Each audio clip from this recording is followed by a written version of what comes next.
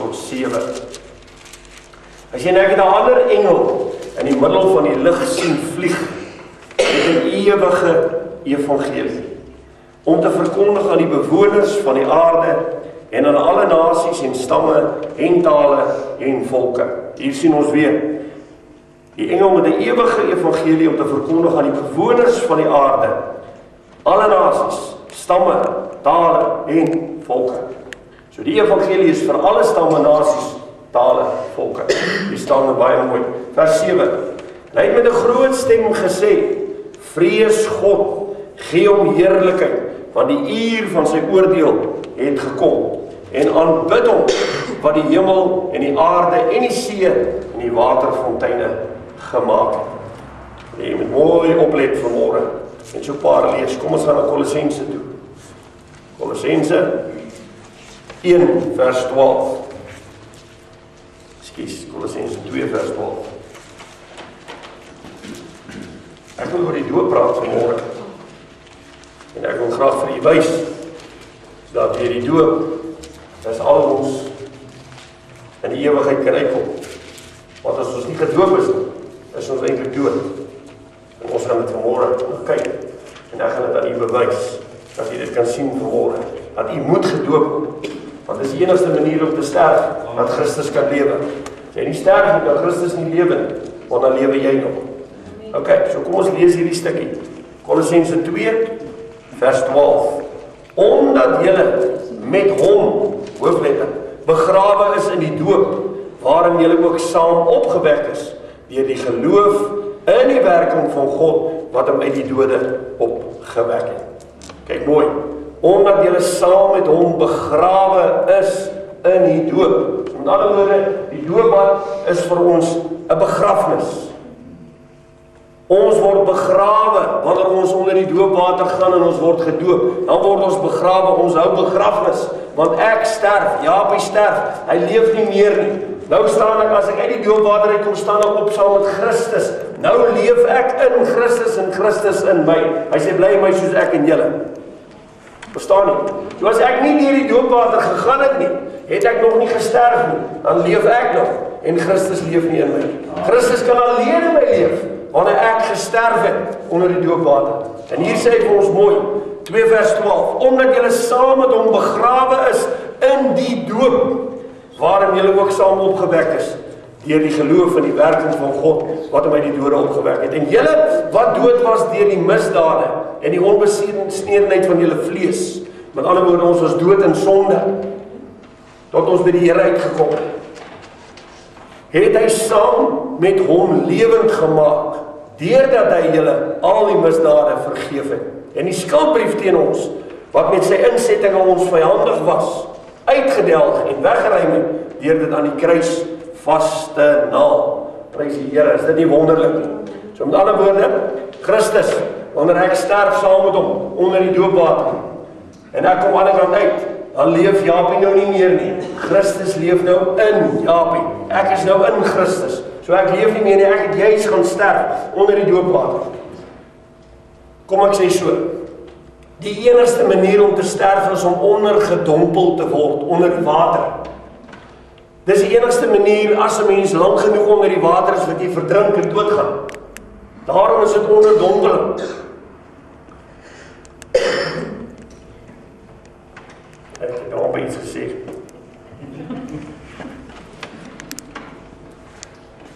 Plaasboer. Daar kom 2 ouens by hom kuier. Die 2 ouens is daar op die plaas. En hulle is albei van verskillende genootskappe af.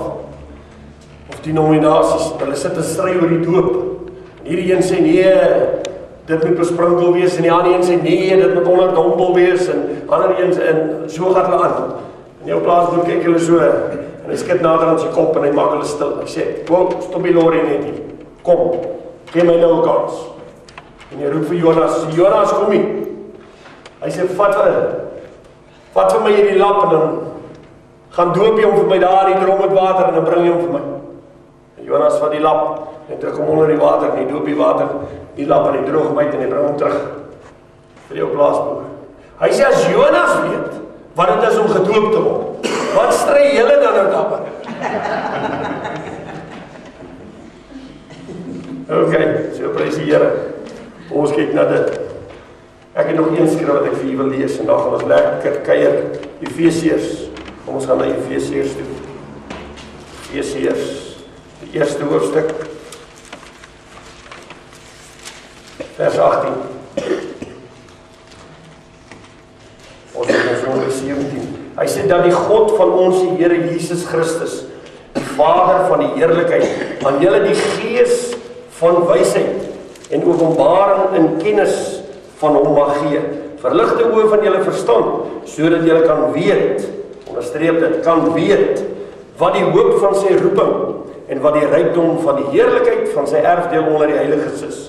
Wat die uitnemende grootheid van sy krag is vir ons wat glo, na die werking van die krag van sy sterkte, wat hy gewerk het in Christus, toe hy hom uit die dode opgewek het en hom laat sit het aan sy regterhand in die hemele. Wow, dis dan maar nice. Ek wil vanmôre met die begin oor die ewige evangelie. Die ewige evangelie noem ons die ewige evangelie omdat dit ewigheidswaarde het. Met ander woorde, hierdie evangelie is gebou op die basis van Christus Jesus. Christus Jesus het vir ons die evangelie gebring. Hy is die ewige evangelie. En omdat hy ewige God is, amen, en vir ewig lewe, daarom is die evangelie ook ewig. En ek wil net so na 4 goed kyk gou vanmôre rondom dit. Die eerste punt van die evangelie is die waarheid. Ons noem die evangelie die waarheid. Christus Jesus kom, hy sê ek is die weg, die waarheid en die lewe. Wie in hierdie weg wandel, in die waarheid, sal vir ewig lewe. So, die waarheid, dit is wat ons verkondig wanneer ons die evangelie verkondig. Hulle het deur al die eeue en die jare probeer om die woord van die Here verkeerd te bewys. Hulle kon dit nooit regkry nie. Met al die bewyse wat hulle dan gesoek het hulle al bewyse afgekom dat die Bybel, hulle net meer en meer bewys dat die Bybel die waarheid is en dat die Bybel reg is. So, daarom weet ons onomwonde vandag, deur al die eeue, duisende jare, kon hulle nog nooit die Bybel verkeerd bewys nie, in steede reg bewys. So, daarom weet ons, dis die waarheid, hierdie ewige evangelie. As ons gaan na die tweede punt toe vanmôre, en ons kyk na die tweede punt van die evangelie. Dis 'n krag van God tot saligheid. Met ander woorde, wanneer ek en jy by die saligmaker uitkom, wat Christus is, hy is ons saligmaker. So wanneer ek by hom uitkom, dan ontvang ek die saligheid. Die saligheid van dat ek nou bekeerd is en dat ek nie meer bekommernis het nie. Hy vat nou al my bekommernisse op hom. Ek het nou daai salige vrede. Die evangelie is die evangelie van vrede. Met ander woorde, hy sê salig is die wat vredemakers is. Amen. Christus was 'n vredemaker. Ons moet vredemakers wees. Ons moet nie moeilikheid maak, ons moet vrede maak. Ja. Okay, so daarom salig hulle wat die vredemakers is. Salig is nie vanmôre as jy 'n vredemaker is en nie ouens wat moeilikheid maak nie. Want dis wat die Here wil hê nie. So, in hierdie salig vanmôre, dit is hierdie saligheid wat 'n krag het, wat vanmôre in die harte gaan inwerk. Om dit wat ek vanmôre vir u gee, dat u dit kan vat en kan neem, dat u dit kan agterkom, en dis die waarheid. As ons gaan kyk waar Christus vandaan kom, in die Ou Testament, waar hy die eerste keer waar ons hom kan raak sien op 'n manier, en sien my, maar dit is nie net Noag se ark gewees nie. Hierdie was eintlik 'n ark van verlossing. Dit het vir ander ouens lewe gebring, in steede van dood. Amen. As ons dan nou net verder gaan, die volgende een, dis 'n genesing van die gebeente. Dis wat die evangelie is. Dit bring genesing vir jou en my gebeente. Baie keer het ons sonde in ons lewe. En die sonde kan ons vergelyk met 'n kanker. 'n Kanker wat in u en my is. En dan kom die twee snydende swaard, die evangelie. En hy sny al twee kante toe. Hy sny na u toe en hy sny ook na my toe. Want hy sny al twee kante. Daarom noem hulle hom 'n twee snydende swaard. Soos wat ek bedien, so word ek ook gesny. En hierdie swaard gaan tot binne in murg en been. En dit suiwer daai kanker. Dit steek daai kanker stukken. Dit sny dit oop. Dit suiwer die kwaad uit. En dan kom daar genesing. So wanneer ek en jy 'n probleem het, dan kom die evangelie of die woord van die Here en hy bring vir ons genesing, vir ons gebeente tot binne in die murg en been. Daar gaan hy in. Waar geen ander ding kan ingaan nie. Daar gaan die woord van die Here in. En hy waarsku ons, en hy leer ons, en hy maak dinge oop aan ons. En baie keer kom ons hier en ons kry woord van die Here, en hy sê, die ou het net met my gepraat vanmôre. Hy het net die hele tyd met my gepraat. Ek wonder, wat hy nou, iemand moes hom seker klomp goed van my vertel het, nou preek hy hier die hele môre net vir my. Maar dit is, in hierdie evangelie, is die evangelie wat na jy toe gaan. En dan begin het werk met die. En dan kom die dinge agter in die lewe, en die sê, hey, ek met hierdie ding sal ek 'n plan moet maak in my lewe, ek sal dit moet regmaak. So, dis genesing vir jou en my. En dan laastens, hierdie evangelie. Ok, dit het ons gesê, ewigheidswaarde. So, met ander woorde, oor 1000 jaar van nou af, as die Here vertoef om te kom, dan sal hierdie evangelie nog steeds vandag se evangelie wees. 10.000 jaar as die Here vertoef om te kom, sal hierdie evangelie nog steeds daar wees, want God is ewig. As ons dan nou kyk, die evangelie is vir die eerste keer verkondig, waar ons lees die woordjie evangelie, is vir die eerste keer verkondig aan Abraham. Ek weet nie of jy dit kan onthou nie, of daarvan weet nie.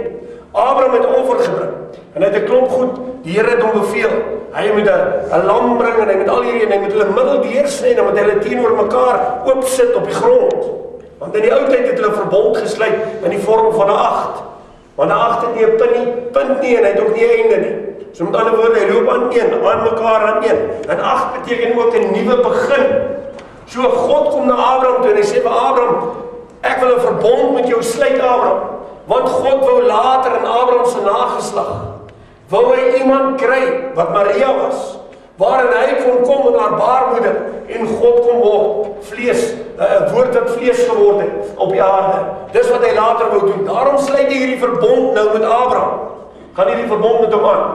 En Abraham beklei met hierdie voëls, en dit is net so voor donker, want die voëls wil die offer eet. En hy wag vir die Here, want hy is besig om 'n verbond met die Here te sluit. En toe het so begin amper donker word, toe laat die Here van Abraham in 'n diepe slaap gaan. En hy lê langs hierdie offer, en hy slaap. En in sy slaap kom die Here, en die Here wys vir hom. Hy verkondig die evangelie aan Abraham. Genesis, die 15de hoofstuk. Genesis hoofstuk 15. Prys sy naam. Vers 12. En toe die son ondergaan, val daar 'n diepe slaap op Abraham. En kyk, skrik en groot duisternis het hom oorval. Daarop sê hy vir Abraham, weet verseker, nou kom God in 'n droom. Want kyk, hier slaap hy.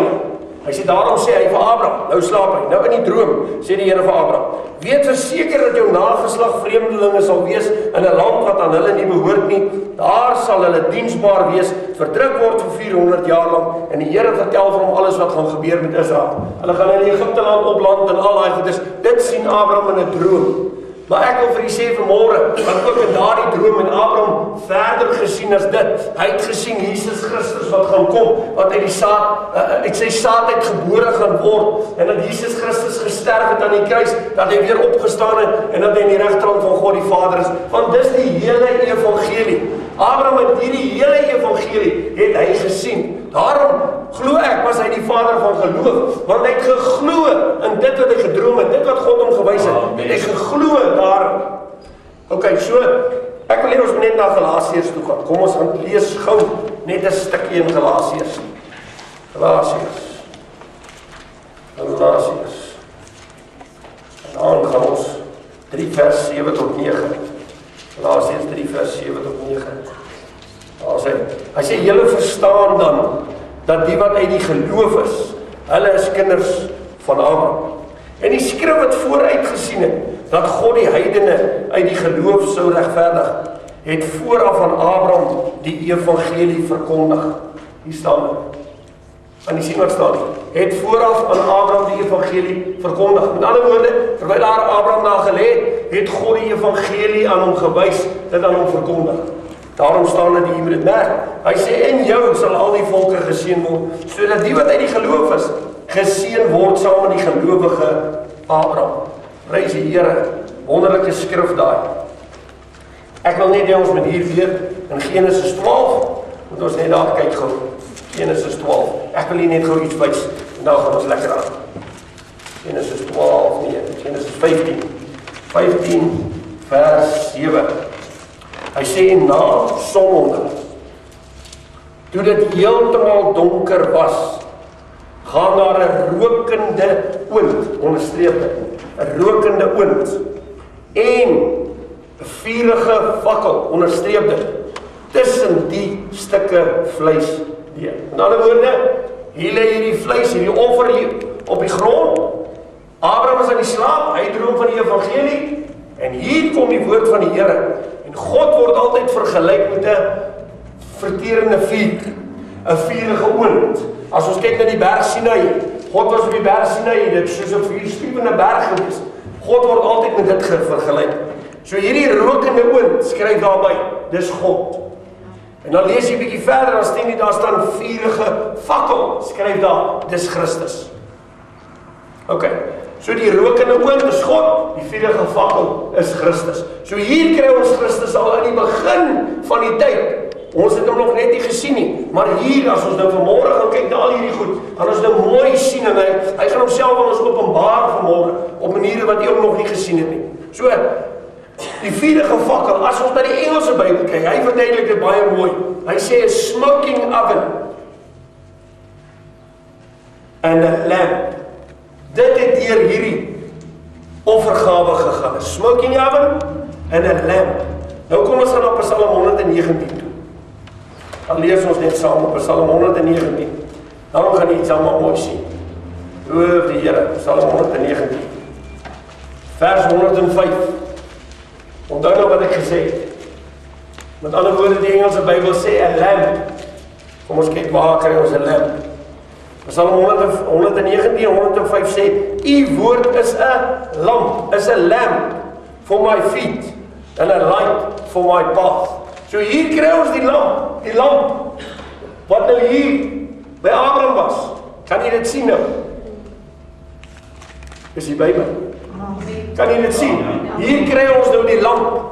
Hy sê die woord is 'n lamp vir ons voet, en dit lig vir ons pad. Met ander woorde, hierdie Christus wat ons hier gesien het, wat deur hierdie offer gegaan het met Abraham, wat die lamp was, wat agter hierdie rokende oond aangegaan het, dit was Christus. Toe is al die tussenganger, tussen my en God, tussen Abraham en God, toe was al die tussenganger, want hy het agter hierdie rokende oond gegaan. So hy was tussen Abraham en God. Hy was toe al die tussenganger, wat hy in die Nuwe Testament so word, waar almal hom kon sien. OK, is jy by my? Wees die Here. Halleluja. Halleluja. So, laat ons hom nou gesien. Eerste simbool vanmôre waaroor ek wil praat, is die ARK van Noag. As ons na die ARK van Noag kyk, dan sien ons God kom en hy sê vir Noag, ek wil hê jy moet vir my 'n ARK bou.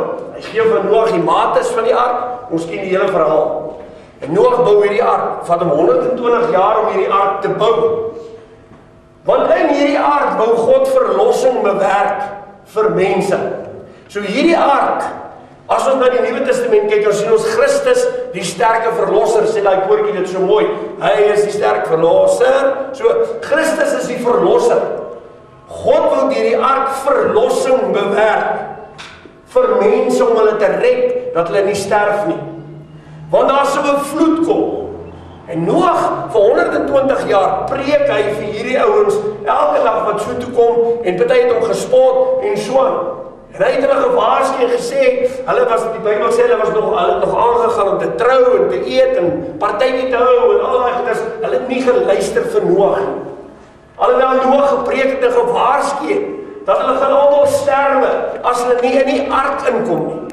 So hierdie ARK is vir ons die verlossingssymbool, die heel eerste keer as ons na dit kyk, dan sien ons, hierdie ARK staan as verlossing vir mense, of vir die mensdom, wat daarin wou gaan. Maar hierdie hele dorp, hierdie hele plek, niemand wou in die ARK gaan nie, almal het hom gelag. Op 'n dag, toe kom die Here, en die Here sê, Noag, van jou familie, en gaan in die ARK in. Hier gaan 8 ouens nou in hierdie ARK in. En God kom en hy maak die ARK se deur toe, agter hulle. So met ander woorde, hier is al hierdie ouens, hierdie 8 mensies, nou binne in hierdie ARK. En dit begin reën. Jy ken die verhaal. En dit reën vreeslik. En dit is 'n vloed. En dit reën. En al die ouens wat buite in die ARK is, hulle sterf almal. Hulle verdrink. So met ander woorde, as ons na dit kyk, dan sien ons die water is 'n simbool van die dood. Dit het die dood gebring vir die ouens wat nie in die ark was nie. Elke ou wat in die ark was, het oorleef. So met ander woorde, hierdie ark was 'n verlossing vir 8 mense. God het hierdie groot ark gebou en net 8 ouens het in die ark ingegaan aan die einde van die dag. Die res het almal verdrink wat buite in die ark was. So wat ek vanmôre vir u wil bewys, en ons is op pad soontoe, is dat die oomblik wanneer ek en jy saam met Christus, want Christus is die ark, en ons kan hom nou duidelik sien. Ons kan hom nou nog nie so mooi sien nie. Maar Christus is die ark van verlossing. En as ek en jy in hierdie ark Christus kan inkom, dan, deur die doopwater, kan ek sterf. Maar in die ark Christus staan ek op, en ek kan vir ewig lewe. As ek nie sterf nie, dan kan ek nie lewe nie. Want Christus kan nie in my lewe as ek nog lewe nie. Daar's nie plek vir hom nie. Ek moet eers doodgaan, en dan kan hy in sy volle gestalte, binne my gestalte. Verstaan nie? So, Paulus sê, julle moet minder word, Johannes sê, julle moet minder word, sodat Christus meer kan word. Paulus sê, Christus moet gestalte in ons kry. Met ander woorde, ek moet op 'n plek kom waar ek sê, nou leef ek nie meer nie, maar Christus Jesus leef nou in my. Ok, is jy by my? Right, kom ons gaan 'n bietjie verder. So hierdie ark het eintlik 'n oorwinning behaal. Want hierdie storms en die winde en alles wat daar was met die vloede, het probeer eintlik om hierdie ark onder die water in te kry. En die ark te vernietig, en die ark te verslaan. Maar aan die einde van die dag, toe stop hierdie ark op die berg Ararat, en hy die water oorwin. Die water het hom nie oorwin nie, die ark het die water oorwin. En die oomblik toe hy stop, is ons eerste simbool, is hierdie ark van Noag, wat verlossing bewerk het. En ons wil kyk na 'n paar arke vanmôre, om te sien wanneer ons by Christus uiteindelik uitkom, dan sien ons, maar hier is die ark waarin ek en jy moet wees vanmôre. Ok, so, toe hierdie boot nou daar gaan staan, kom God en sluit die deur oop, en hier kom 8 ouens uit die ark uitgestap, 8 van hulle, en hierdie 8 ouens toe hulle uitkom, die eerste wat hulle sien, is hierdie pragtige reënboog, wat skielik hier buite is. En almal kyk net die reënboog, want onthou, hulle het nog nooit 'n reënboog in hulle lewe gesien nie. Dis die eerste keer wat hulle 'n reënboog sien. En ek dink hulle het aan mekaar gestamp en gesê, kyk hier. En God sê vir Noag, die rede hoekom ek hierdie boog, my boog, het God dit genoem, in die hemel vir jou sit, is om vir jou te bewys, en vir jou te sê, dat ek nooit weer 'n vloed oor hierdie aarde gaan bring nie.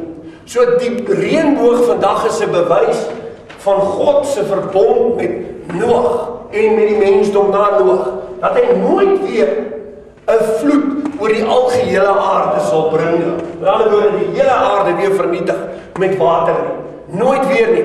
En elke keer wat ek en jy die reënboog sien, dan dink ons daaraan. God het 'n verbond met ons as mense gesluit, dat ek en jy nie hoef bang te wees, dat daar weer 'n vloed oor die hele aarde gaan kom, en die aarde gaan vernietig nie. Dis hoekom ons die reënboog sien. Dis die een rede. Die ander rede, vir hierdie reënboog wat ons daar sien, hierdie reënboog, stel iets anders voor. Romeine 8 vers 1 sê, daar is dan nou geen veroordeling vir die wat in Christus Jesus is nie.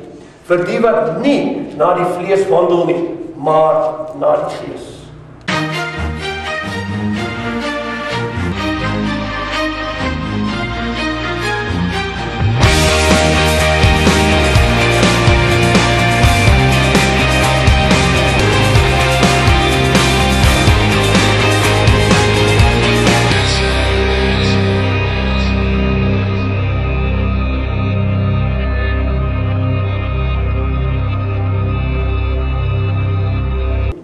Dis die een rede. Die ander rede vir hierdie reënboog wat ons daar sien, hierdie reënboog stel iets anders voor. Romeine 8 vers 1 sê, daar is dan nou geen veroordeling vir die wat in Christus Jesus is nie. Vir die wat nie na die vlees wandel nie, maar na die gees. Is hier byna?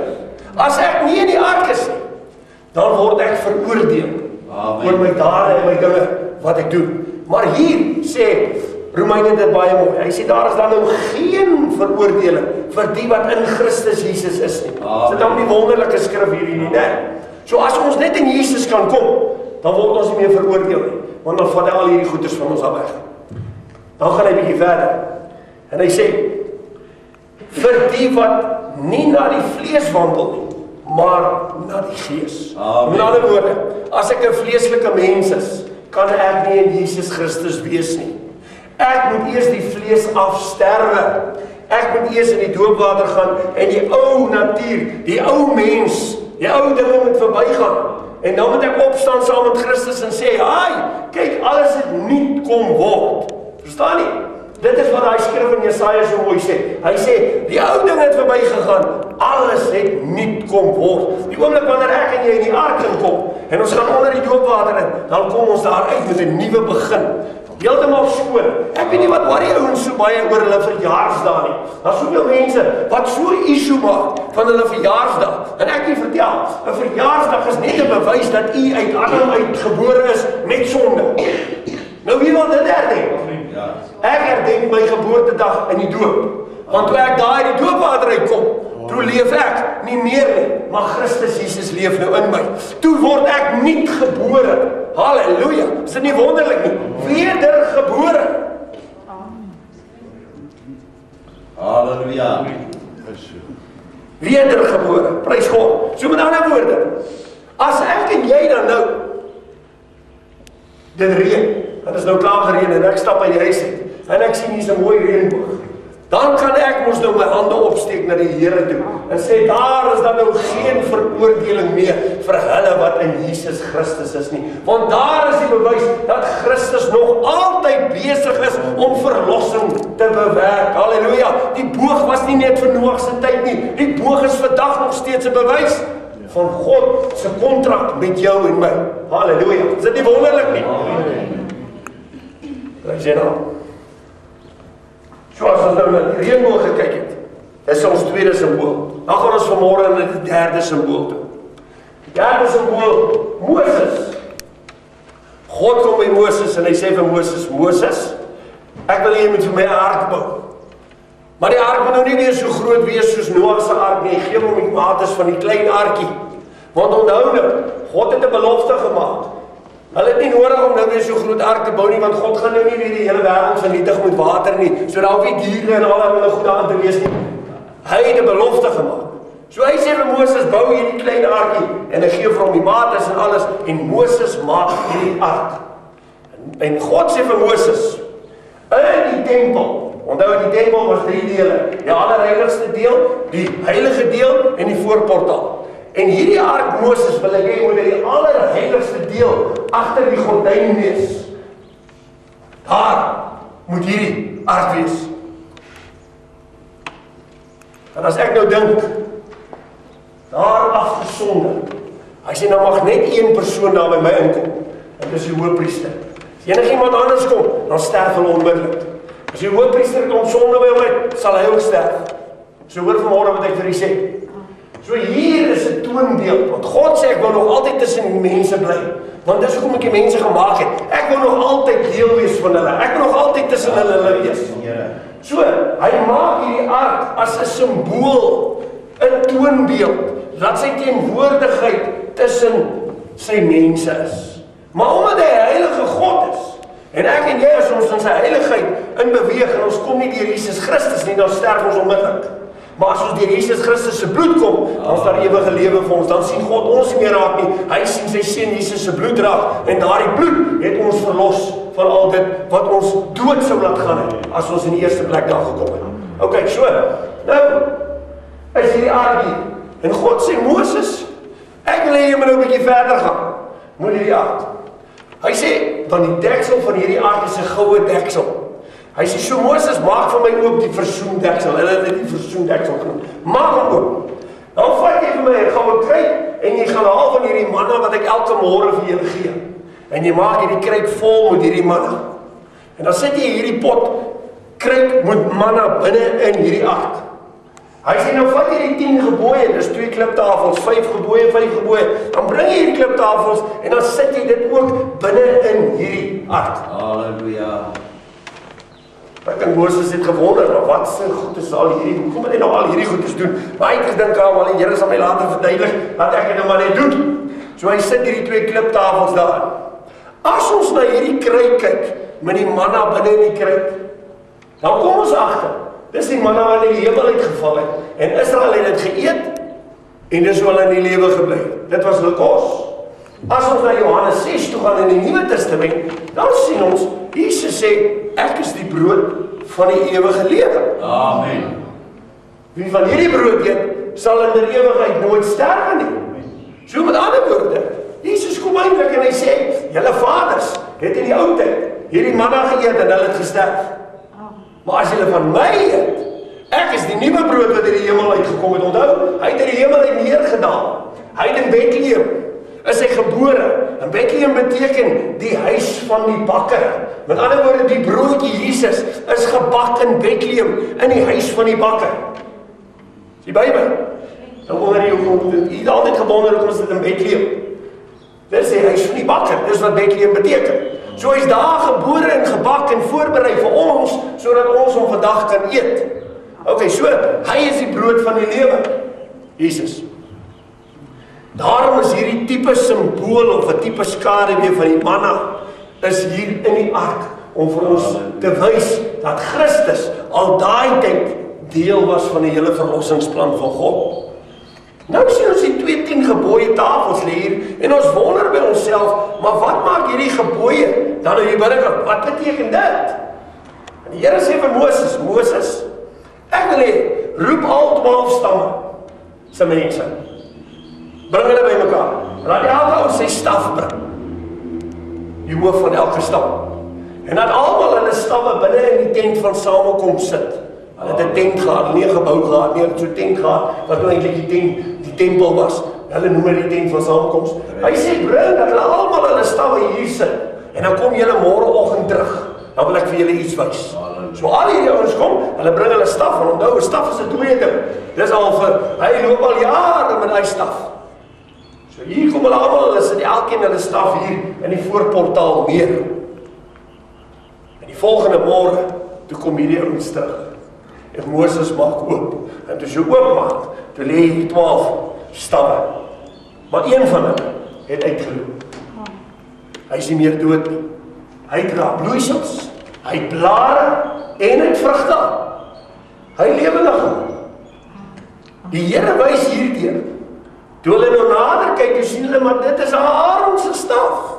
En die Here wil eintlik impliseer, Aaron is die hoëpriester, wat hy later sou word, want Christus is vandag ons hoëpriester.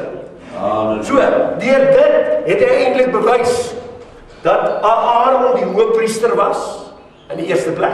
In die tweede plek, het uit die dood uit lewe gekom. Sien by my? Amen. Met ander woorde, hierdie dooie ding het lewendig geword. Dit was simbolies Christus wat in die Nuwe Testament, nadat hy dood gegaan het, nadat hulle hom in die graf gesit het, na die 3de dag toe staan hy op, toe word hy die lewe uit die dood uit. So hierdie staf was daai tyd al die simbool van Christus wat sou kom. Ja, ok, sien by. So, nou sê die Here vir Moses, Moses, vat hierdie staf. Dan sit jy hom oor hierdie 2 kliptafels binne in die ark. En Moses van die staf wat lewendig geword het, simbolies dan nou Christus is, en hy sit dit oor die 2 kliptafels. En in daardie oomblik, toe word die wet in Christus vervul. Amen. Die Bybel, wonderlik hoe God werk. God is 'n perfekte God. Hy werk elke ding presies. So hierdie staf wat dan nou Christus voorstel wat sou kom, oor die 2 kliptafels, het gewys dat Christus nou hierdie wet kom vervul het. Hy sê, julle ouens, nou is daar nie meer 10 gebooie nie, daar is nou net 2. Jy moet God bo alles lief hê en jou naaste soos jouself. Kort in my woorde, jou naaste soos jouself. Met ander woorde, God vervul al hierdie 10 gebooie, en hy gee 2, en hy sê, God bo alles, jou naaste soos jouself. Daarom wonderlik hoe God dit doen, hè? Ok, so met ander woorde, so hier is alles nou in Christus. Die Here sê vir Moses, hierdie ark moet daar julle bly. onthou nou, toe Moses hierdie ark toemaak, hierdie deksel toemaak, toe gebeur daar iets wonderliks. Want hierdie ark is gelaai met atoomkrag. Jy kan nie glo wat sy krag was in hierdie ark nie. Want onthou, eerste was die simbool van Christus, die brood van die lewe. Tweedens was hierdie staf wat dood is, wat lewendig geword het. Dis alles in die ark. Met ander woorde, hierdie hele ark het uit Christus Jesus uit bestaan, as ek dit nou so kan sê. Halleluja. Daar gaan 'n tydperk verby en die Here sê vir Joshua, vat die ark. Hulle kom by die Jordaan. Aan die ander kant die Jordaan is die beloofde land. Hulle kan nie in die beloofde land in nie, want hier is die Jordaan, hy is in vloed, stompe en goed dryf hier af, van wal tot wal is hy vol water, en hier is die hele Israel, en hulle kan nie deurkom om in die stad, die beloofde land te gaan inneem. En die Here sê, Joshua, ek wil hê die priesters moet die ark vat, en hulle moet eers voorgaan. En wanneer die priesters se toon aan die water gaan raak, sal hierdie water van die Jordaan kloof, en die hele Israel kan op droë grond deurstap. Klink amper soos die Rooi See, nee. So, met ander woorde, hulle tel die ark op. Ek dink hierdie ouens het ook maar versigtig met hierdie water en hierdie ark en ek dink die priesters was regtig lus nie en dalk het hulle ook nie regtig geglo nie. Want in die ou tyd wou hulle eers sien en dan glo. Vandag is dit anders, ons moet eers glo en dan sien ons, né? So, hier kom hulle by hierdie Jordaanrivier, maar terwyl die priesters se toon die water so raak, toe kloof daai water. En die hele Israel en almal kyk. Weet jy wat? Dis hierdie krag van God en Jesus wat in hierdie ark is, wat al hierdie goed veroorsaak het. Want as ons teruggaan na Noag se ark toe, Noag se ark was die eerste ark wat die water oorwin het. Onthou jy, die water wou die ark oorwin, maar die ark het die water oorwin. En omdat die ark die water oorwin het, is mense se lewens gered. 8 ouens is gered daardeur. Nou kom die ark weer. Die ark is nou nog nie weg nie. Die ark raak nou al duideliker en duideliker en duideliker. Want hier kom die ark nou weer, en deur hierdie ark, en die water wat oopgaan, die Jordaanrivier wat oopgaan, kry verlossing vir die hele Israel, en hulle kan op droë grond deurloop, hulle kan toe niemand hoef te verdrink nie, niemand is in die moeilikheid nie, hulle loop dwars deur tot aan. So as ek nou na hierdie goed kyk, dan sê ek, Here, maar hierdie ark raak nou al meer sigbaarder, Jesus raak al meer sigbaarder, kan jy hom al 'n bietjie sien? Hier, nee, ons kan hom al 'n bietjie sien, ons het hom nooit gesien van tevore nie. Maar weet jy wat, in die begin het ek gesê, hierdie engel vlieg in 'n groot sirkel, hy sê in die middel is hierdie engel, en hierdie engel kondig hierdie evangelie aan. En as ons na hierdie engel kyk, dan is dit eintlik in 'n sirkel, want 'n sirkel is al wat 'n middel het. Nou vanmôre toe ons begin het, was dit dalk nog 'n reguit lyn vir u. En dalk is dit nou nog vir 'n paar van die reguit lyn. Jy verstaan dit nog nie so mooi nie. Maar ons is besig. Ek wil nou die punt daaronder en hierdie punt hier bymekaar teen en dan gaan ek 'n sirkel maak vir u. En dan gaan jy ook die engel sien vlieg hier te midde in die middel van hierdie ding. Gaan jy ook die engel sien vlieg. Okay, so wat nou hier gebeur? Hierdie ark is nou wonderlik gelaai. As ons nou na die Nuwe Testament toe gaan en ons gaan kyk nou net hierdie Jordaanrivier, dis die rivier wat hulle oor moes gaan voor hulle by die beloofde land kon kom. Halleluja. Met ander woorde, ek moet eers sterf voordat ek die beloofde land kan sien. Maar Christus kom in die vorm van die ark en hy maak hierdie pad oop vir my en ek hoef nie te sterf nie. Ek gaan net dwars deur tot in die beloofde land toe. Anders dan ek kan nie so nie, ek sou definitief drink.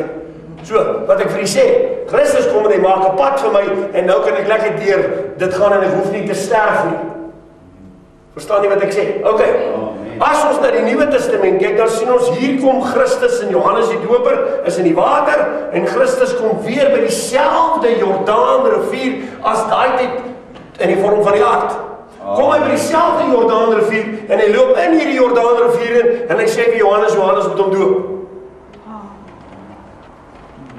Sien jy my? Dieselfde Jordaanrivier. Kom Christus en hy gaan in hierdie Jordaanrivier in en hy oorwin weer die water, want hy word gedoop onder die water, maar hy kom uit die water uit en nou kan ek en jy ook oor die water heers. Hy het oor die water geheers wat hy by die ark is. Okay, nou kom ons gaan weer terug. Ons het nou te vinnig so toe gegaan.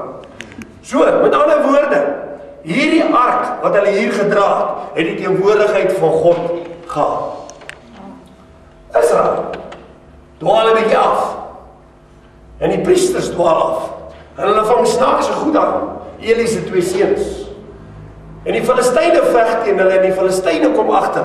As hulle net hierdie ark in die hande kan kry, dan gaan daar iets gebeur. As hulle net hierdie ark in die hande kry, dan weet hulle Israel, gaan weet hulle God is weg. En dan gaan hulle verloor. Hulle gaan nie kan wen nie. So, die Filistyne beplan alles in hulle vermoë om hierdie ark in die hande te kry by Israel. En die Here laat toe dat dit so gebeur. Daar's 'n hengse geveg. En in hierdie geveg, toe vat die Filistyne die ark en daar gaan hulle met die ark. En daar in Filistyne land het hulle hierdie groot tempel, Dagon se tempel. Dis nou hulle God. Groot God, vet, lekker vet. Groot mannetjie wat hulle gemaak het, hierdie God. Want hulle wil wys dat hulle mooi kyk na hom. So hy moet nou lekker vet wees. Dat almal kan sien, hulle God is spekvet. Hulle kyk mooi na hom. Ek voel toch. Dit het hulle jare gevat om hierdie God te bou en te maak. En hulle sit hom hier op 'n troontjie en daar kom hulle gereeld en maak hulle die deur op en kom hulle in. Dan aanbid hulle nou daar. En dan gaan hulle nou weer huis toe. Alles voor hierdie dooie God. Ek sê, baie van die ouens is meer getrou as wat ons is. Ek jou vertel. Hulle is baie meer getrou as ons. En hulle aanbid 'n dooie God. Ons aanbid 'n lewende God en ons weet hy lewe. Want elkeen wat hier sit vanmôre te getuienis dat hy lewe, dat hy iets vir jou gedoen het. Ergens langs die pad het hy vir jou iets gedoen. So nou kom hulle hier in, hulle vat hierdie ark en hulle stoot hierdie ark nou hier by Dagon in die tempel. Hulle maak die deur toe en dan gaan hulle na huis toe en die volgende môre kom hulle terug. Sluit die deur oop, hulle kom nou lekker aanbid vroeg die môre. Toe hulle nou so aankom te sien hulle, maar wat gaan nou hier aan? Hierdie groot ou met sy ronde maagie wat hulle so spekvet gemaak het, hy lê plat op die grond op sy maagie, so heen en weer en rol voor die ark. En hierdie ouens kan nie verstaan wat het nou hier gebeur nie. Hoe kan die afgod van hulle nou op die grond lê? Dit het nog nooit gebeur in die geskiedenis. Ek wil nie vanmôre iets sê. Die woord van die Here sê, en Jesus het so oor die disippels geblaas. En hy het gesê, ontvang my Heilige Gees. Onthou jy dit? Jy het dit seker al ergens gelees. Halleluja. Ek glo hierdie ark het dan so net so blaas hier gegee. En toe val hy God daar van bo af. En hy lê op sy maagie. En hierdie ouens kom en hulle kan nie verstaan wat nou hier aangaan nie. Hoor, dis konsternasie. Hulle gaan na al die dorpe toe, kry klomp mense, hulle sukkel weer. Baie lank en hulle toue en alles, hulle kry hierdie man nader en weer hierdie God op sy plek waar hy moet wees. En hulle is tevrede. Stop hulle hande af en dankie tog. Hulle God is nou weer terug op die troon. Hulle gaan weer uit, sluit die deur toe, gaan huis toe, kom die volgende môre, dan kom hulle weer aanbid. Hulle die volgende môre daar inkom, toe sien hulle maar hier is nou groot moeilikheid. Want hier lê hierdie God op die grond, sy kop is af, sy arms is af. En ek dink so by myself nogal hierdie een Filistyn. Hy het seker so gekyk, dis nie leer honderd dinge toe lê. Sy kom speel sokker, toe sê die ander een, nee, dis die God se kop daai. Verstaan jy wat ek vir sê vanmôre? OK, so hulle sien toe nee, hierdie saak gaan nie werk nie. Hulle sal moet hierdie ark hier uitkry, hulle afgevoer. Want hierdie ark is sterker as hulle God. Hulle het hierdie ark uitgestuur om van dorp na dorp na dorp en oralste breek plaai en siektes, en swere en die mense gaan dood en hulle huil en hulle kom agter nee, want is hierdie ark wat al hierdie goed doen. Hulle stuur hom na die volgende dorp toe. Daai volgende dorp net so rukkie tot hulle dieselfde moeilikheid. En hulle sê nee, maar hulle gaan hom vir die volgende dorp stuur na 'n volgende dorp sê as julle daai ark hier toe stuur, is dit ons het julle. Dan is dit oorlog. Ons wil hom nie hê nie. Op die einde, toe moet hulle die ark vat en hulle moet hom terugstuur na Israel toe. Dis hoe God werk. So hulle stuur hierdie ark terug na Israel. Ja, van die teenwoordigheid van God of die simbool van die teenwoordigheid van God weer terug na Israel toe. Israel het nie eens 'n vinger verroer nie. Die Here het alles self uitgesort. Verstaan jy wat ek vir julle sê vanmôre? Mooi. Prys die Here. Halleluja. In hierdie ark, as ons net gou na Jesaja kan kyk. Jesaja 11 vers 1. Kom ons kyk gou daar. Jy moet dit lees. Dit is so 'n wonderlike skrif. Jesaja 11.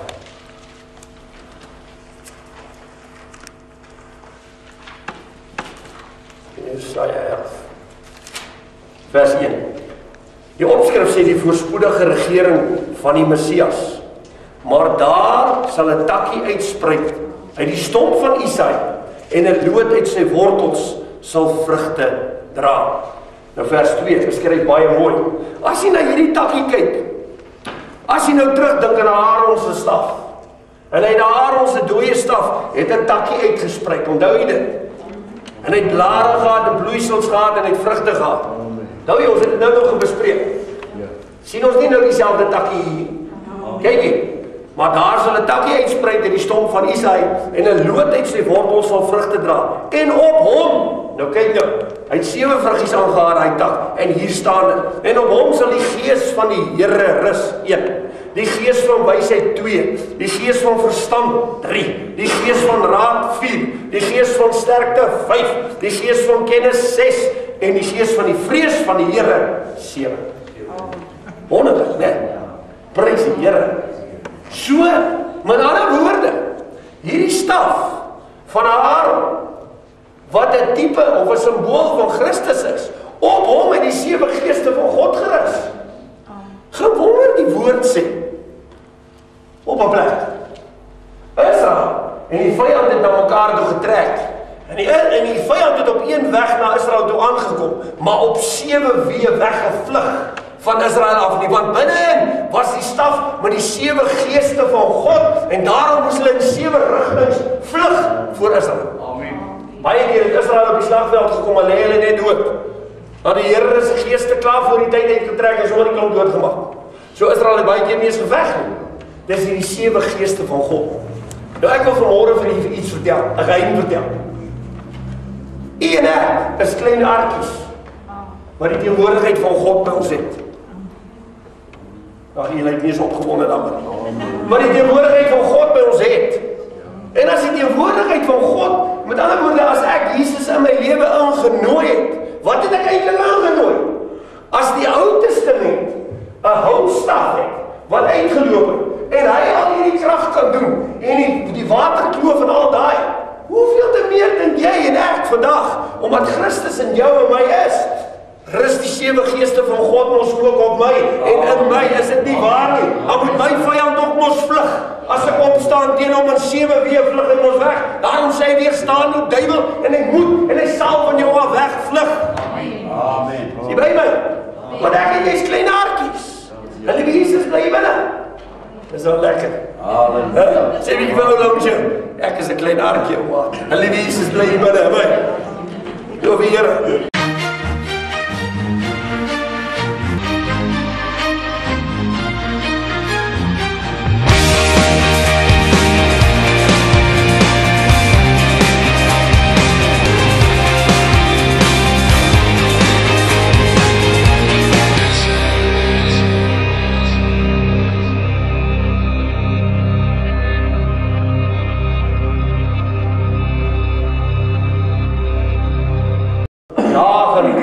Van God, of die simbool van die teenwoordigheid van God, weer terug na Israel toe. Israel het nie eens 'n vinger verroer nie. Die Here het alles self uitgesond.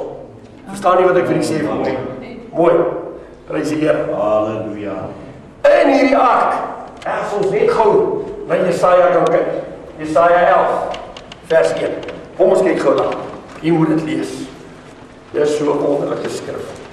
Jesaja 11.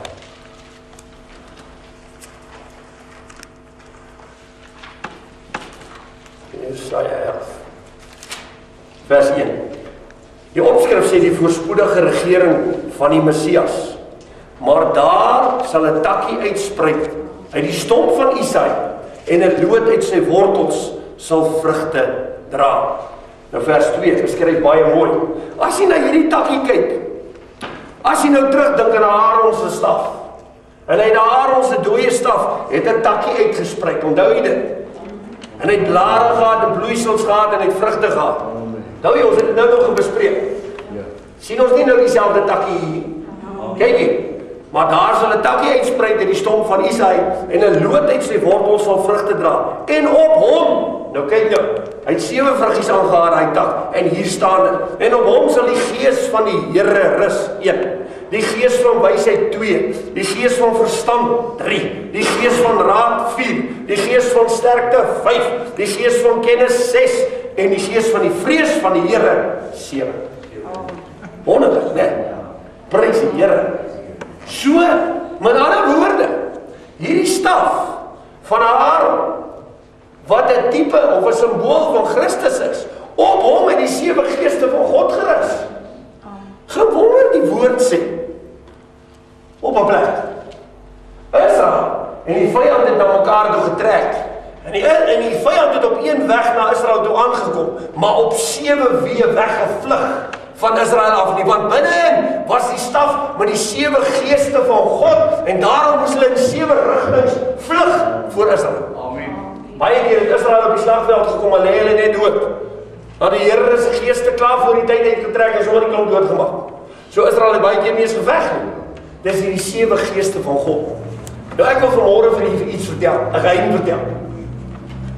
U en ek is klein arkies, wat die teenwoordigheid van God by ons het.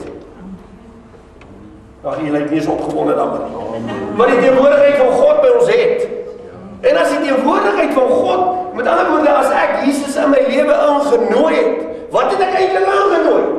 As die Ou Testament 'n houtstaf het, wat uitgeloop het, en hy al hierdie krag kan doen, en die waterkloof en al daai, hoeveel te meer dink jy en ek vandag, omdat Christus in jou en my is? Rus die 7 geeste van God mos ook op my, en in my, is dit nie waar nie? Dan moet my vyand ook mos vlug. As ek opstaan teen hom in 7 weë vlug hy mos weg. Daarom sê hy weerstaan die duiwel, en hy moet, en hy sal van jou af wegvlug. Amen. Sien by my? Want ek en jy's klein aartjies. En die Jesus bly binne. Dis wel lekker. Halleluja. Sê wie wil langs jou? Ek is 'n klein aartjie, maar hulle Jesus bly binne my. Loof die Here. So, as ek dan nou na hierdie ark kyk, dan sien ek hierdie ark het al die gode, die afgode oorwin. Dagon het dan sonder arms en sonder kop gelê. Met ander woorde, ek en jy hoef nie vandag meer met afgode te sukkel nie. Baie van ons is tog so lief vir afgode. Kar is 'n afgod, huis is 'n afgod, hierdie is 'n afgod. Alles word ons afgode in ons lewens, né? Maar ek en jy hoef nie vandag al meer te sukkel nie. Want hierdie ark het al reeds die afgode oorwin. Amen. Sien by my? So as ons kyk na die verlossingskrag van Christus, dan sien ons Christus is besig om deur die ark 'n pad te loop om al hierdie goed te oorwin en te verslaan. Sodat ek en jy vandag nie daarmee moet sukkel nie. Sien by? As ons na die volgende simbool kyk, dan sien ons die volgende simbool is Jona. En Jona is baie interessant. Want Jona was 3 dae en 3 nagte in die vis se maag. Nou nie. Christus was 3 dae, 3 nagte in die doderyk se maag. OK. Jona was 'n simbool of 'n tipe van Christus wat sou kom. Jona maak droog, hy vlug weg, hy's ongehoorsaam, hy land op 'n skip, en die Here stuur 'n wind agter die skip aan, en naderhand vind hulle, hy trek loodjies, hulle vind uit, maar hierdie ou, hy is die skellige ou. En hy sê, gooi my maar oor boot, want ek is die ou, ek is die kalprit. Hulle vat hom en hulle gooi hom oor die boot, maar die Here het nou die vis beskik, en hy lê en wag, en toe hy hom oorgooi, toe sluk hy hom net in, en daar swem hy met Jona, en Jona is in sy maag, en hy is tussen die seegras, en hy is op die ding se tong, en dan sê hy in hierdie hoekie, en dan sê hy daai hoekie, en hy slaai, en hy skreeu, dis 'n toestand aan binne. Dis vir hom asof hy in die doodryk is. Dis wat met hom gebeur. En Jona skryf hierdie stuk, en hy roep uit, hy sê die bande van die doodryk het my omvou, my omhul. So skryf hy dat hy werklik waar in die dood is. En hy roep uit na God toe, uit die vis se maag uit. Halleluja. Terwyl hy roep uit God se na God toe. Toe kyk die Here so af en hy sê vir die vis, "Gaan spoeg hom uit." En die vis swem. Nou ek jou vertel, ek was lank die see. 'n Walvis of 'n ding kan nie naby aan die wal kom nie. Want dan kry jy hom nie weer terug in die see nie. Jy het al baie sulke verhale oor dit gesien. Hy kom nie weer. So hy moes op 'n plek wees waar hy lekker diep kon wees, waar hy nie so vassit nie. En hy moes Jona van daar af spoeg tot op die wal. Dit is 'n spoeg gewees, daai wat ek jou vertel. Nou ek wil nie wys. Die spoeg is hier in die Bybel. Vloei my. Kom ons kyk. Efesiërs Halleluja. Efesiërs 1 vers 20. Nou moet jy baie mooi kyk, anders gaan jy dit mis. Kyk nou mooi. Seker jy kan dit kyk. Vers 20 sê, wat hy met 'n hoofletter gewerk het in Christus, toe hy hom uit die dode opgewek het en hom laat sit het aan die regterhand in die hemel. Dis 'n verspoeglaai gewees. Uit die doderyk tot langs God bo in die hemel. Want onthou, Jona is 'n simbool van Christus, wat 3 dae in die doderyk was. Nou as ek na die spoeg kyk oor die wal, die vis hom gespoeg het, dan sien ek Christus uit die doderyk uit one shot tot bo by die Vader in die hemel. Dis 'n lekker lang spoeg daai hoor. Sien jy dit? Staan hier in die Bybel. Kan jy dit lees? Amen. Prys God. Dis bly jy kan dit lees hoor. As ons nou teruggaan na die Ou Testament en ons recap, dan sien ons die eerste ark Noag, die water oorwin. 8 ouens se lewens gered daarmee. Dan kom ons 'n bietjie verder, dan sien ons die tweede ark. Toe Joshua in die water ingaan, toe red hy die hele Israel. Want toe skeer hy die water oop en almal gaan op droë grond dwarsteeg tot aan kant. So hier het hierdie ark weer 'n verlossing gebring. Redding vir 'n klomp ouens. As ons 'n bietjie verder gaan, ons sien ons by Dagon verslaan. Die grootste God van al die gode. Met ander woorde, God het weer verlossing vir ons bewerk vir afgode. Ek en jy hoef nie met afgode te sukkel nie. As ons na die volgende een kyk, dan kom ons by Jona uit en dan sien ons Jona was 3 dae in die doderyk.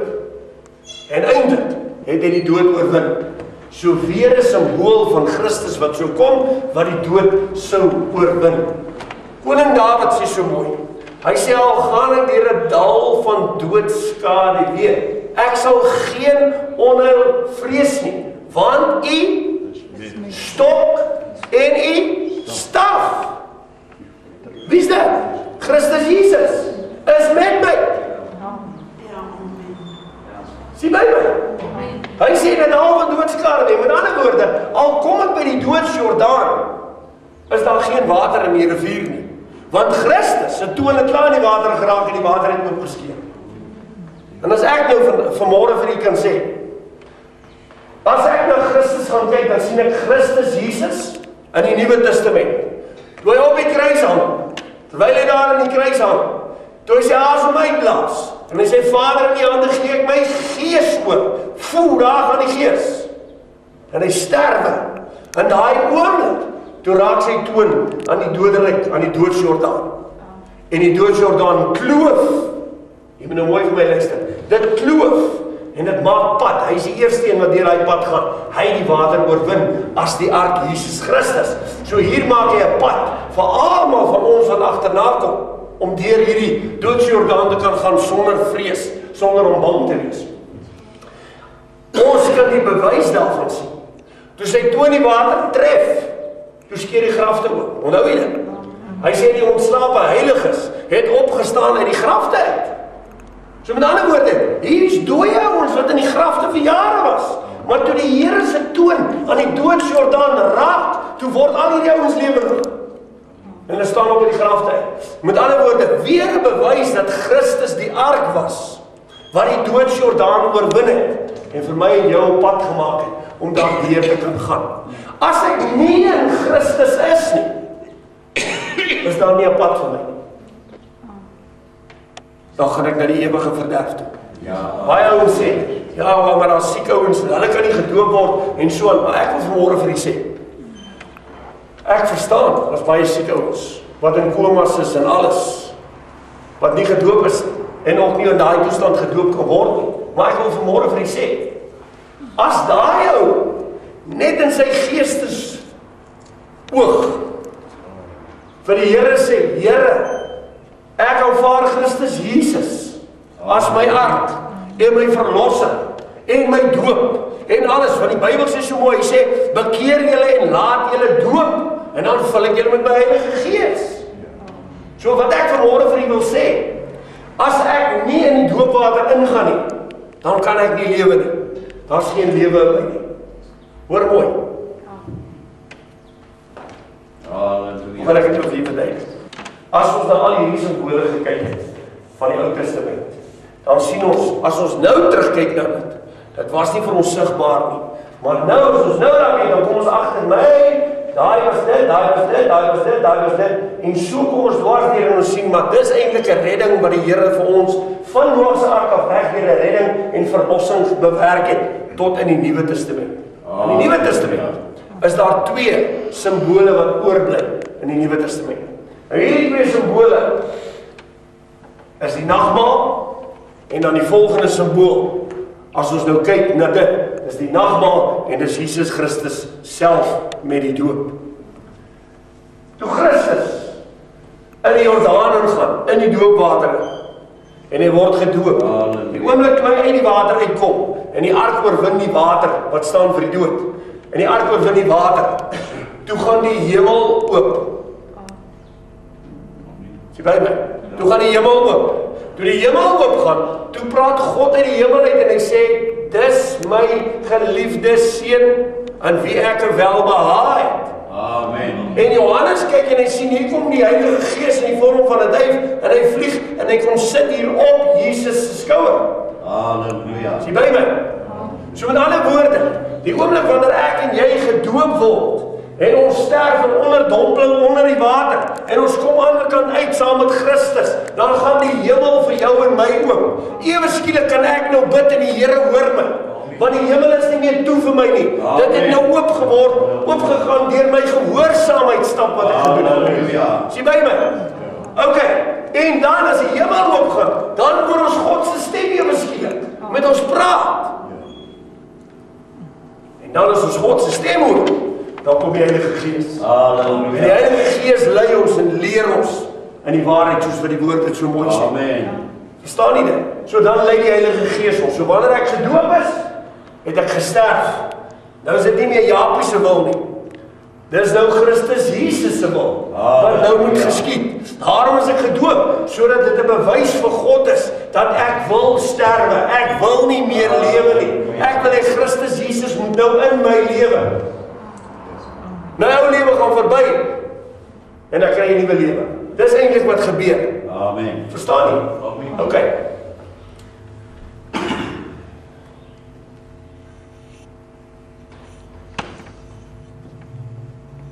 As ons na die doop kyk, en ons sien dan die kruis aan Christus, en ons het al baie gesê, ons het vir iemand gebid, en dan het hy sy hart uitbely, en so op sy sterfbed, en dan gaan hy nou dood, maar hy het sy hart vir die Here gegee, en het reggemaak, en hy het alles bely, en so aan. Dan sê ons, hierdie ou is veilig deur die doodsjordaan. Onthou jy, ons het altyd ons soos kinders gesê, ja, die ou is veilig deur die doodsjordaan. Hy het dit gemaak. Prys die Here, as ander wil dit nie maak. Maar hy is veilig deur die doodsjordaan. Hierdie doodsjordaan, wanneer ons gedoop word, kom ons weer by die doop, by die doodsjordaan. Ons kom by die Jordaan uit waar Christus uitgekom het. Amen. As ek nie gedoop word nie, kan ek nie die beloofde land sien. Verstaan nie? Die beloofde land is dit wat na die Jordaan was, toe die ark saam met Joshua en die volk daar was. Toe die ark die water oorwin, toe kry hulle kans om weer te gaan na die beloofde land toe aan die ander kant. Verstaan nie? Toe neem hulle die land in besit. So wanneer ek en jy gedoop word, dan word daar 'n land aan ons gegee. Want ek en jy gaan nou deur hierdie doopwater, en dan kom ek in 'n land uit. Wat is my land? As ek een manier daarvan kan beskryf, die Here sê, op siekes sal julle die hande lê, en hulle sal genees. Die dooies sal julle opwek, die krepeles sal julle opwek. Julle sal al hierdie goed doen. Kan doen. Julle sal al hierdie goed kan doen. As julle die land in besit neem. Maar as ek nie gesterf het nie, en ek leef nog, dan kan Christus dit nie deur my doen nie. Daarom moet ek sterwe, sodat Christus kan opstaan en lewe, want dis Christus wat die siekes genees. Dis Christus wat die dooies laat opstaan en alles. Daarom die kerk vandag, oor die algemeen, die meeste van hulle, daar is geen wonderwerke meer nie. Maar weet jy wat? God se woord sê, in die laaste dae gaan hulle liefhebbers van hulle self word. Hulle gaan vir hulle leraars soek wat hulle ore streel. Ja. Dis wat gaan gebeur in die laaste dae. En dis waar ons nou is. Ouens wil hulle ore gestreel hê. Ander ouens word gestreel, die waarheid word nie verkondig soos wat dit verkondig moet word nie, want hulle is bang die ou loop. En dan hulle nie tiende betalers nie en dan kry jy nie 'n salaris nie. Dis die probleem met die kerke vandag. Meeste van die kerke probeer vir jou voorspoed preek, voorspoed, want hulle wil hê hierdie ouens moet betaal. Want die ouens soek 'n bietjie meer geld en hy soek 'n bietjie meer dit en hy soek 'n bietjie meer dit. Verstaan nie wat ek vir julle sê vanmôre? As ek en jy nie sterf nie, kan Christus nie opstaan en lewe in jou en my nie. Amen. En hierdie is 'n manier om te sterwe. Is om alles een kant toe te skuif. Paulus sê, ek beskou alles as drek. Ek skuif alles weg van my af. Christus Jesus is al wat vir my saak maak. En dis wat die Here wil hê. Ek en jy, Christus Jesus moet al wees wat vir jou en my saak maak. Niks anders nie. Al die ander goeders moet drek vir jou en my wees. As ek kyk na wat Christus gedoen het, tot nou toe, in die verlossing wat hy vir jou en my bewerk het, dan sien ek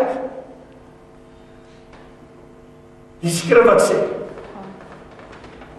roep my aan in die dag van jou benoudheid en ek sal jou uitred.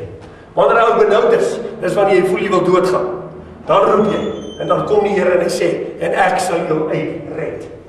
Nou ja, so met ander woorde, ons het daai belofte wat die Here vir ons gee. Hy sê ek het hierdie verlossing vir jou bewerk van die begin af, het ek vir julle pad gemaak, gereed gemaak, alles. Ek het al hierdie goed oorwin en verslaan vir julle.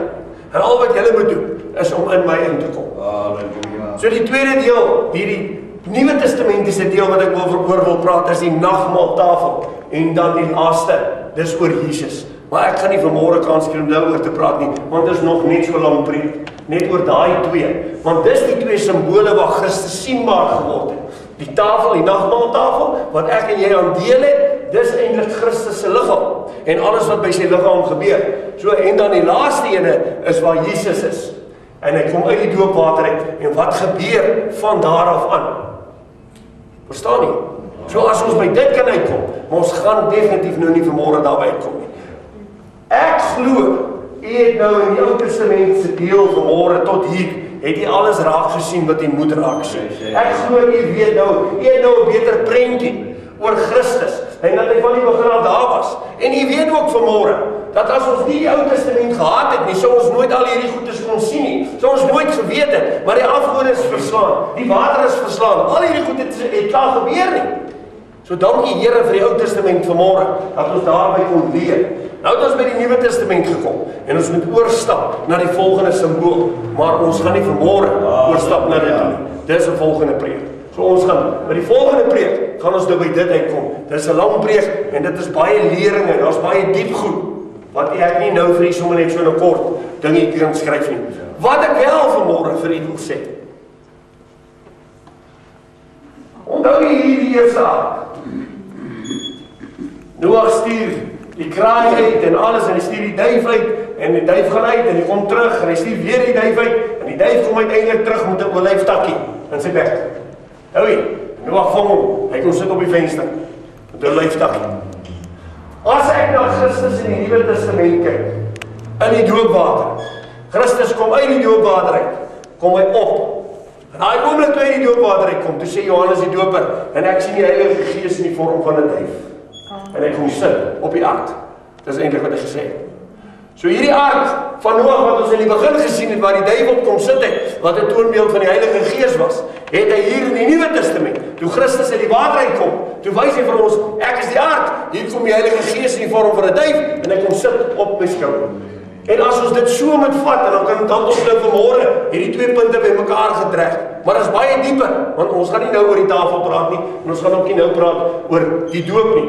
Maar wat ek vir u wil sê, ek wys u nou gou die einde, is dat toe Christus opstaan in die doopwater uit, toe sit dieselfde duif, wat in die begin op die ark gesit het, weer op Christus se skouer. Net om te bevestig, hy is die ark van verlossing. En dat as ons in hom is, dan het ons verlossing.